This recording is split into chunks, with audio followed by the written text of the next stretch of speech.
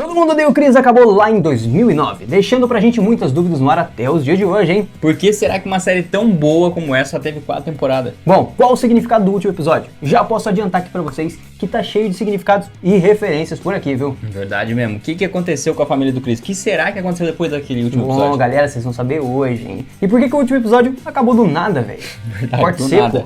Corte rápido, é Tramontina. Bom, essas e todas as dúvidas de como terminou Todo Mundo Odeia o Chris serão respondidas nesse vídeo, tá? Então fica com a gente que no final a gente vai te contar uma curiosidade que pouquíssimas pessoas sabem, hein, Quase galera? ninguém, hein? Quase ninguém, mas você vai saber. Ah, bom.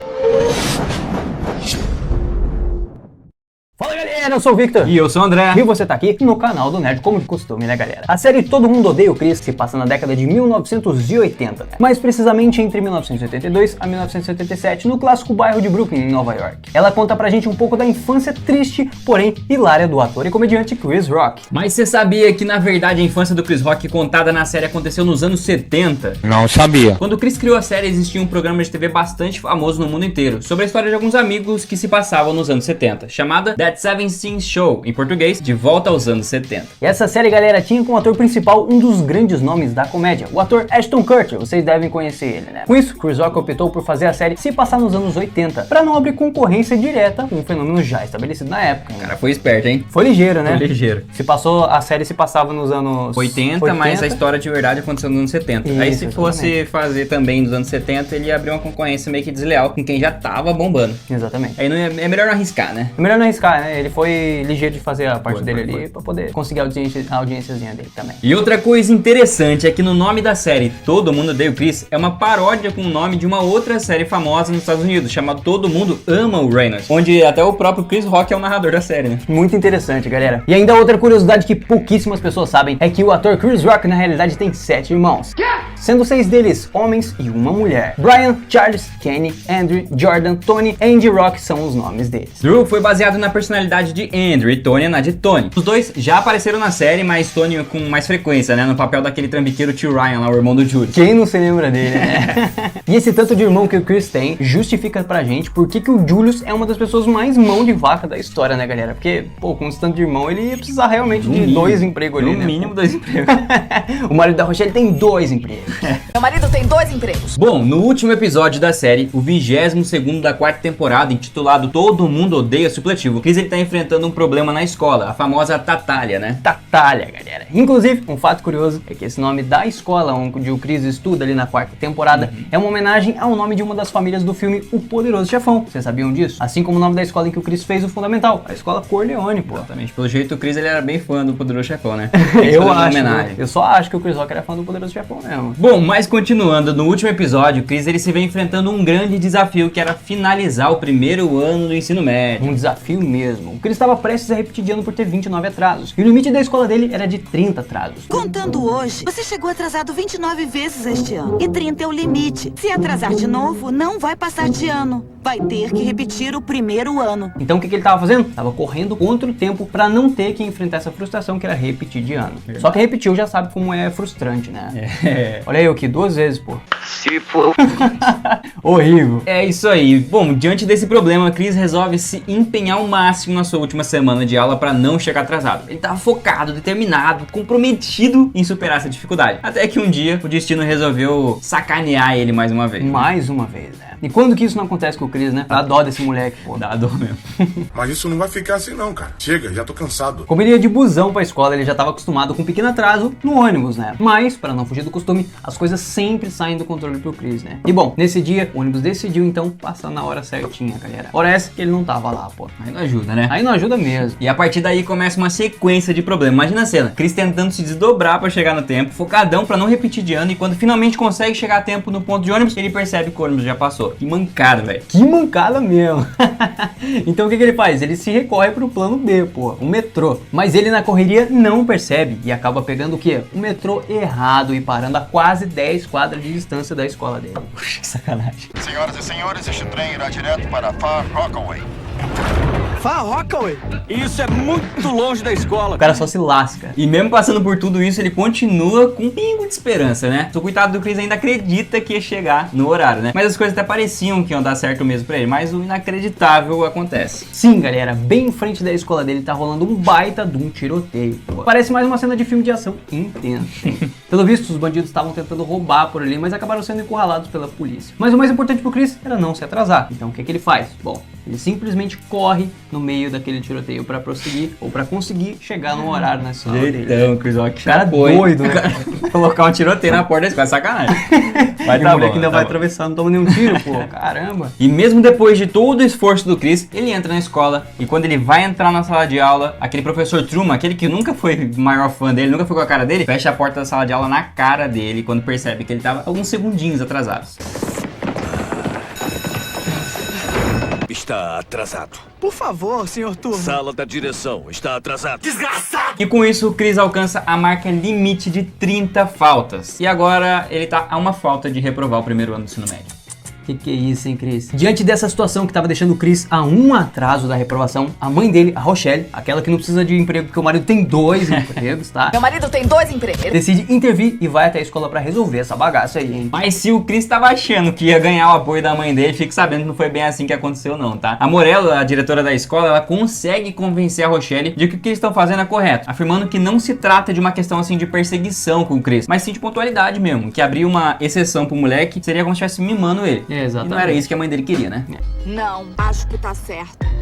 Isto. Tá brincando comigo, pegadinho? Depois de tudo, então, desanimado e desiludido, o Chris ele começa a questionar a valorização ali do ensino médio e se ele tá realmente destinado a um diploma, né, galera? Muita gente se questiona com isso. Bom, diante das adversidades, ele toma uma decisão que ninguém esperava: largar a escola, fazer o supletivo. Resultado disso, uma faixa gigantesca na cabeça. Por quê? A mãe dele vai acordar ele e fala: hoje eu não vou pra escola. Já sabe o que acontece, né? A gente já sabe como é que é a Rochelle, pô. É claro que a mãe dele odiou a ideia e não apoiou nem um pouco essa decisão dele, dizendo que ela não tinha trabalhado duro a vida toda pra dar educação pra eles, de qualidade ali, o máximo que eles podiam, pra eles desistirem ali na reta final, né? Mãe sendo mãe, né? Eu não vou ficar parada e ver você jogar sua vida fora. Mas isso não mudou a decisão dele, tá? Inclusive, ganhou o apoio do pai dele, o Julius, que acreditou na decisão do Chris de enfrentar o supletivo e incentivou ele a seguir em frente, independente dos desafios que poderiam surgir ali naquela questão. Mesmo. Ele tá certo, Rochelle. Não podemos obrigá-lo a ir. Se acha que vai ficar de moleza em casa o dia todo, pense novamente. Se não for estudar, você vai trabalhar. Se você chegou até aqui, já se prepara pra melhor parte do vídeo, tá? Desse episódio. Antes, saiba que se você tem vontade de assistir essa série incrível, todas as 4 temporadas de Todo Mundo Deu Chris está disponível pra assistir no aplicativo Prime Video, tá? E bom, galera, a gente sabe que não é todo mundo que consegue bancar a assinatura, né? E pra isso, é só clicar no primeiro link aqui da descrição desse vídeo, aqui embaixo, tá? E garantir um mês grátis com todos os benefícios da Amazon Prime, além de séries e filmes pra vocês. Aproveita aí e assiste esse último episódio dublado lá. Dá até pra colocar na TV se quiser, tá bom? Aproveita esse mês grátis aí. Aproveita, galera, é bom demais. Uhul! Bom, galera, e continuando, além do apoio do seu pai, o Chris ele tem outra surpresa naquele mesmo dia. O Caruso, aquele carinha que fez bullying com ele, fez bullying com o Chris. Desde o primeiro episódio, chama o Chris pra andar junto com ele e ainda explica que ele sempre teve inveja do Chris pela sua determinação e conquistas, né? E que tentou acabar com a autoestima do Chris pra fazer ele se sentir inferior. Mas agora que o Chris ia largar a escola, ele não tinha mais motivo pra implicar com ele, né? Imagina só o choque. Depois disso, com tanta determinação na decisão do Chris em fazer o supletivo, a família dele acaba apoiando ele também, né? Então o episódio se segue, dá um desfecho pra história secundária e continua com o desfecho da história principal, o resultado do exame do supletivo, né? Será que passou? Será? Será, minha tropinha? Continua aí pra nós ver. E fica aí que a maior curiosidade do episódio tá bem agora nessa cena que segue, hein? Pra todos da família ver o resultado do supletivo, o Chris ele marcou um encontro com a família dele numa lanchonete. Antes deles chegarem ali, a gente vê o Chris se sentar e escolher uma música numa jukebox de mesa, que é aquele aparelho antigo de som que você colocava uma moeda ali e ele já tocava um som, sabe? Então, ele escolheu uma música do Bon Jovi chamada Living on Prayer, que em português significa vivendo de oração. Acho que é isso, né? Vivendo de oração. Vivendo de oração. Quem não lembra dessa música, né? Boa demais, pô. Living on Prayer. Essa é demais. Canta a palhinha pra nós. Essa é, galera. Essa é boa, hein, galera. Cantor aqui do Nerd.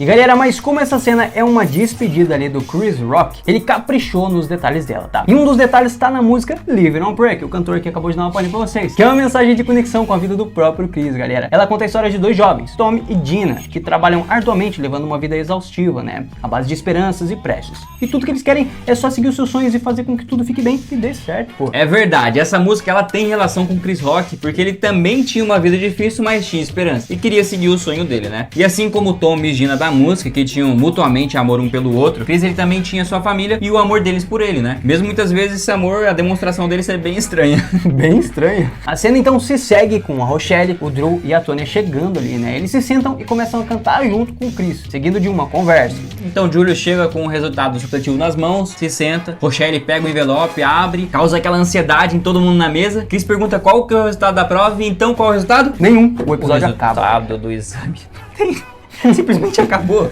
Os caras deram um corte secão, sem resposta. O que diz aí?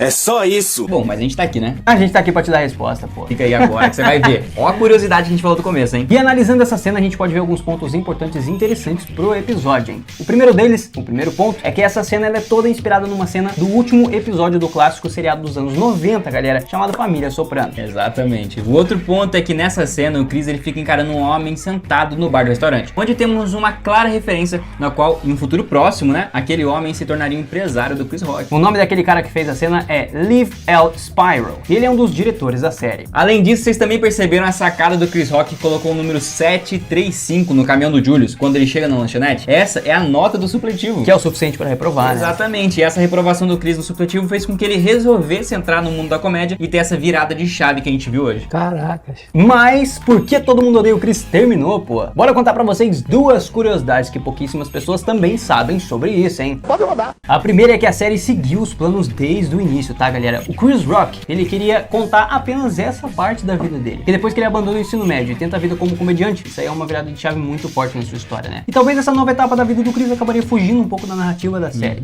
Então ia acabar compensando ele acrescentar isso ali, né? A segunda curiosidade é que o Julius, o pai da família e um dos personagens mais queridos da série, faleceu no ano em que o Chris não passa no supletivo, tá? O mesmo ano em que a série foi ambientada. Sabendo disso, galera, a gente pode sim entender melhor por que o criador da série, o Chris Rock, optou por encerrar ela, né? Aquele período triste da vida do Chris Rock sobre a perda do seu pai foi um capítulo que ele preferiu não trazer pra série, né? Eles mostravam uma parte dolorosa da vida dele. E como o objetivo da série sempre foi mostrar pra gente, telespectador, de uma forma engraçada, a dura realidade da vida do Chris, mostrar essa etapa mais pesada e sentimental e acabar fugindo da cultura da série ali, né? Eu acho que não tem como fazer piada com isso. De jeito nenhum. Bom, galera, quem diria que o último episódio de Todo Mundo Odeia o Chris seria tão marcante, né? E teria tantas reviravoltas. Quem diria, hein, galera? A gente aqui do canal sabe que o Julius, mesmo sendo uma pessoa mão de vaca, ele não ia deixar de dar o seu like aqui no vídeo e também não ia economizar palavras pra deixar a sua opinião aqui nos comentários, né? Ainda mais não custando nada, pô. De graça, é com Julius mesmo, né?